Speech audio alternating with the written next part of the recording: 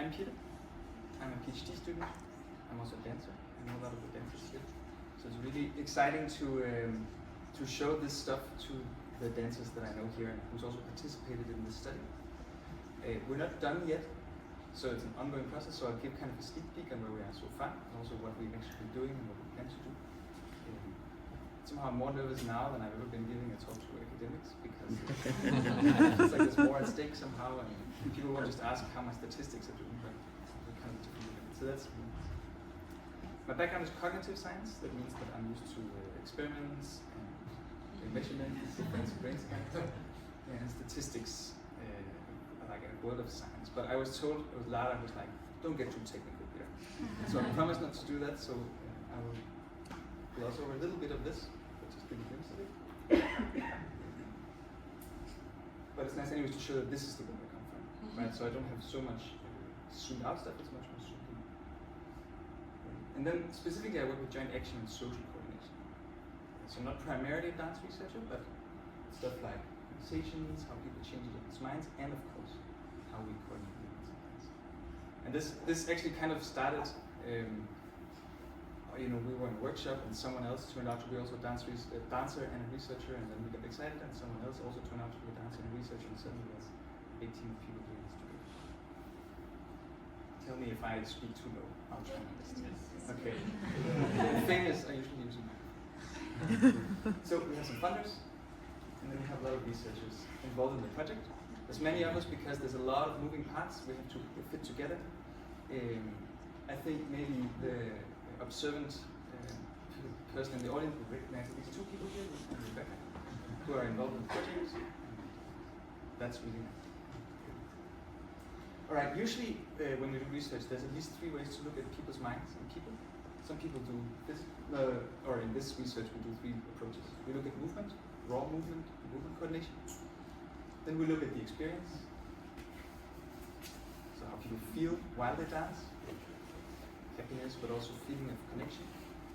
And then there's a more cognitive approach where you look at kind of are people uncertain? Do they know what's happening? More of the stuff that Peter Carrera's work is also more. And today I'll focus on the other 2 because the cognitive stuff is a bit more future. So we're looking at movement and experience. How do you look at experience? The classic way is questionnaires. So you make people rate on a scale from 1 to 7 how nice the dance was, something like that. And this is a bit nice, we also made them watch a video of themselves dancing and rate how, in this case, connected or together they felt, remember feeling while doing that. So we get kind of not just a number per dance, but during the dance as it evolves. So we can look at what kind of movements are related to feeling actually connected while we dance. Enjoyment, connection, and then also personality stuff, like locus of control, how much people usually feel control of life, but also empathy and so on. Right. How do you do that? First you get a motion capture lab. It looks like this. It's far too small. It was dubbed the oven by the participants because it gets really warm. It's fancy cameras. They shoot infrared light that's reflected and then they record it again. We have lots of cameras, so then it can track the location of these little markers. Then you get some equipment with the little markers. This is Olivia. You find a way, this also took some sewing and also shopping and all sorts of stuff to find a way to put it all over the body. When you have that working, then you test it out. You can see that they reflect light, all sorts of light. So if you have a flash, it can light up like Christmas trees or something. And then you get participants in. Now you're in 2 of the presentations. And when you have the participants, then you make them dance. You have a video of that here. Let's see, I want to start this.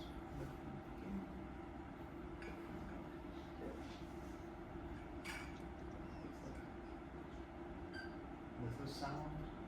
You can see, like the other researchers said, isn't that room far too small to dance in? Like it's just a little square.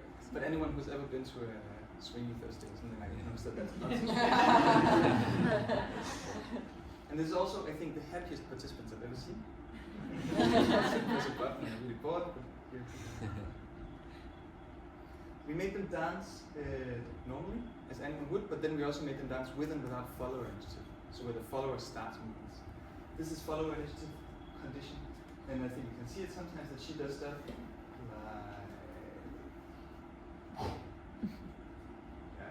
where she starts stuff that he doesn't exactly, or he doesn't know it's going to happen. So she surprises him. Because we wanted to see it, see how that looks in the movement, but also if that's related to the feelings. Then you get this.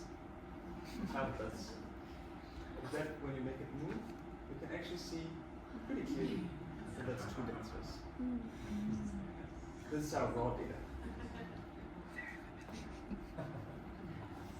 I think it's kind of magical. It's the same dance that we just saw. And then when you have that, and you have the questionnaires, you also have a musician making an analysis of the song. This is the song. I'm listening to this in circles for 2 full days or something like that. It's kind of still ringing in my head, but I thought it was great. We picked it because it's without too much variation and too much talking. Too much kind of breaks and stuff, because we'll get to music later. But still, we have that too. Then you have someone, in this case Uta, go through the data and make sure everything looks right, and that takes a long time. And finally you end up with something like this. We have every dot, we know what it is. This is the shoulder, this is the elbow, this is how they're connected. This is from our pilot data that we took a long time ago. And then you can start looking at different situations and different movements. So the top here is from the swimming. And after all that, we managed to take this and make it into this. And that's called science. So this is the just the position of the hip going up and down, nothing else. So we just zoomed into only one of these dots, nothing else.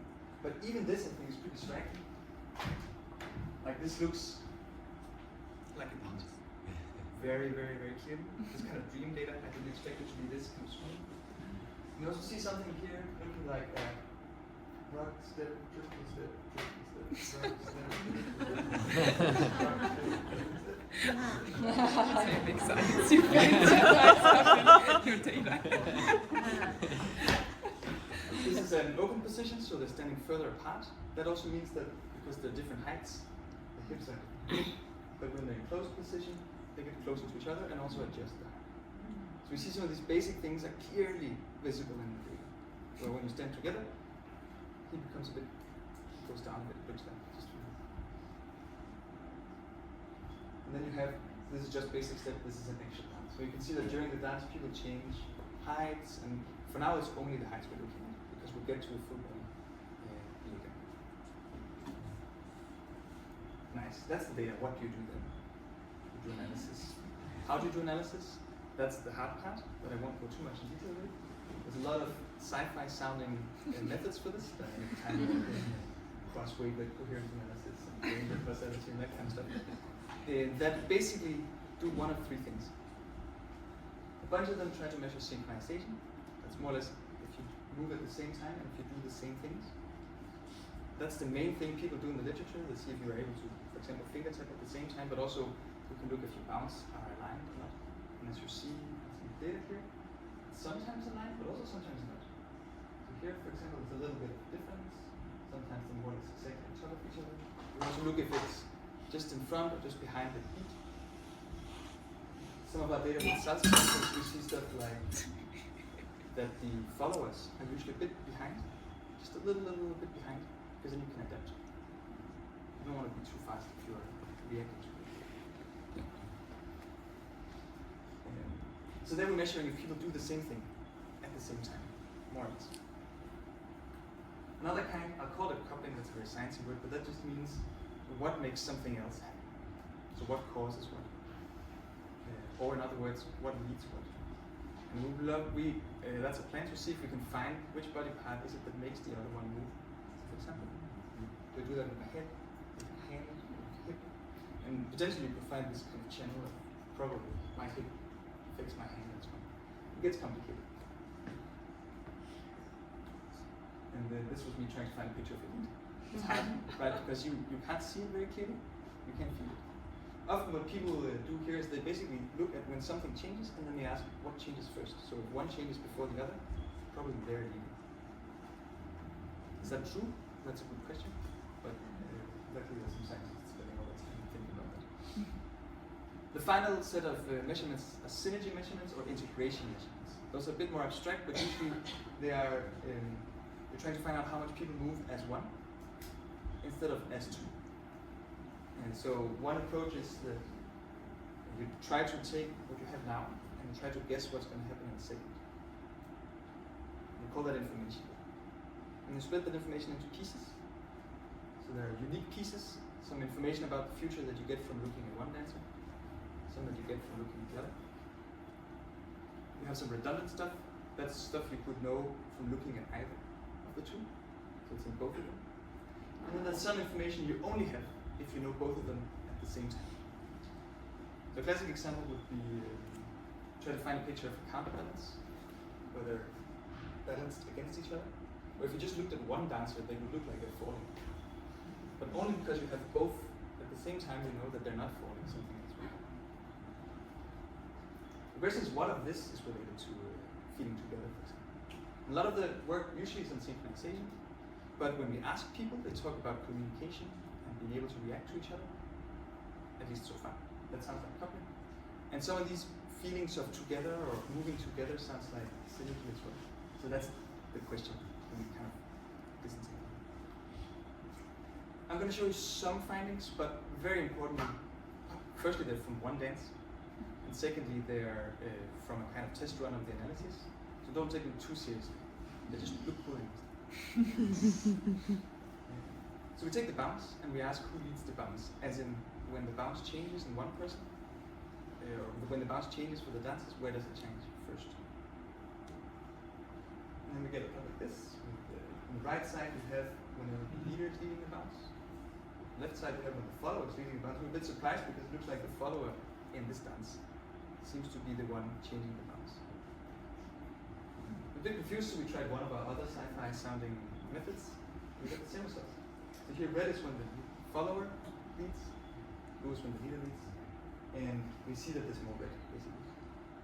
But then I talked to dancers and they say, that makes sense, and I also thought about myself, I'm a leader usually. And I realized that I'm usually not controlling the bounce so much. Maybe I'm deciding the movements instead. But it's nice to have a follower who's kind of keeping the rhythm, so then I can concentrate on something else. Importantly, there might be differences between dancers, and also if you have different skill levels. So if you have a very experienced leader, maybe the adaptation is stronger, for example. We don't know. But what this points out is that leader-follower is not so black and white, maybe. Probably you always need a little bit all of it. And this should also change a lot when you have or don't have followers. That's where our results, or preliminary results, because we're still working on the data pre-processed. Oh yeah, just another thing I wanted to show, we can also zoom in, so we cut out 2 swing outs. So instead of having like over a whole dance, we zoom in a little bit. And then we take one of these measures of synchronization, similarity. How similar are people just in the way they bounce. You can see that here they're out, they pull in. Here they close, and they go out. Again, so stretch out and you come back close together. And you can see that you clearly have some periods here where there's a dip in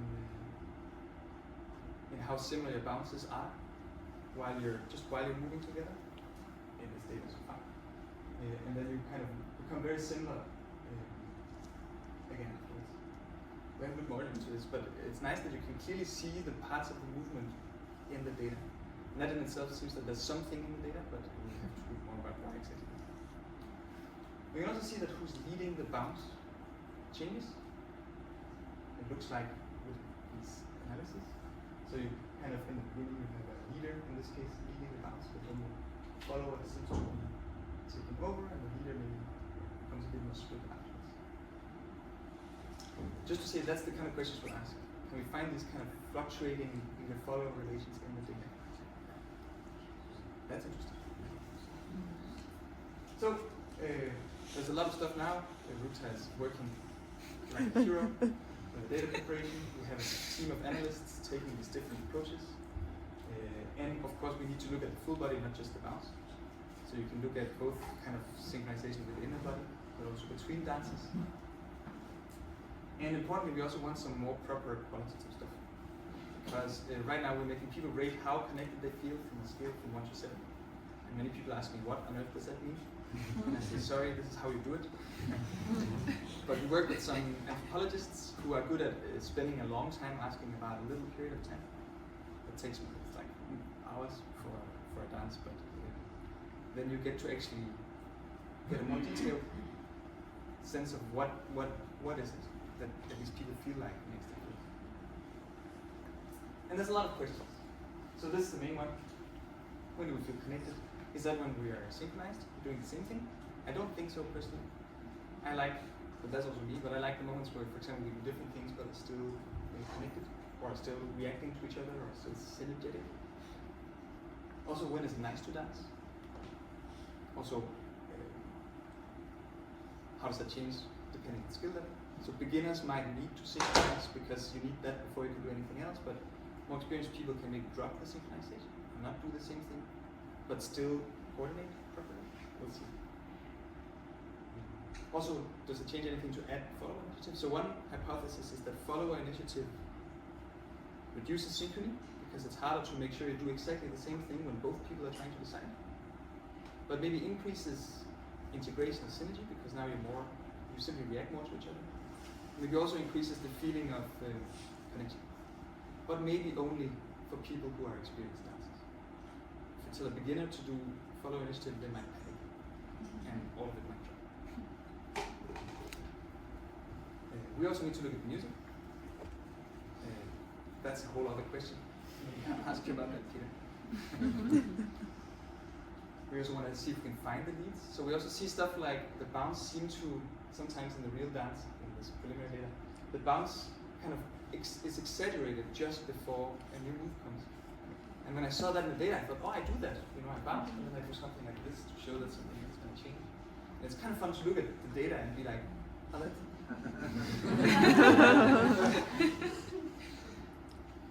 we want to try and be able to distinguish when people are uncertain and therefore noisy and do many different things, and when people are creative. So they know what they're doing and therefore do many different things. They look very similar in data, but we want to see if we can find the difference. Some of this cognition stuff. Because what people say, some people say is that the difference is whether you, when the other one does something unexpected, whether you still know what to do in that case. And that's a good leader or a good follower maybe that takes initiative, surprises the partner, but still makes sure that they know how to react to it. Finally, we also have a data set of Tango and a data set of Salsa. So it'd be nice to compare them. Tango has much less movement usually, so probably it takes less movement to make a signal. Probably that's, I guess, people also more synergetic or more codependent in Tango, that's why it's so hard to walk. Because if someone stumbles just a little bit, the other one also stumbles, and then suddenly everyone's falling. In Lindy Hop, especially where we're far apart from each other, then if I stumble, my partner won't necessarily stumble from that. Salsa has a more strict rhythm, less freedom to explore maybe. So there should be differences there. We also have a student collecting contact information. And finally, we have some dreams. So we have these cool glasses you can put on and they measure what you're looking at. So you can see if you're looking at the other's face or not. There are some cool brain scanners that you can dance with on your head. Is that easy to do? No. Will it work? Not sure. But we want to try. That's it. That's the end.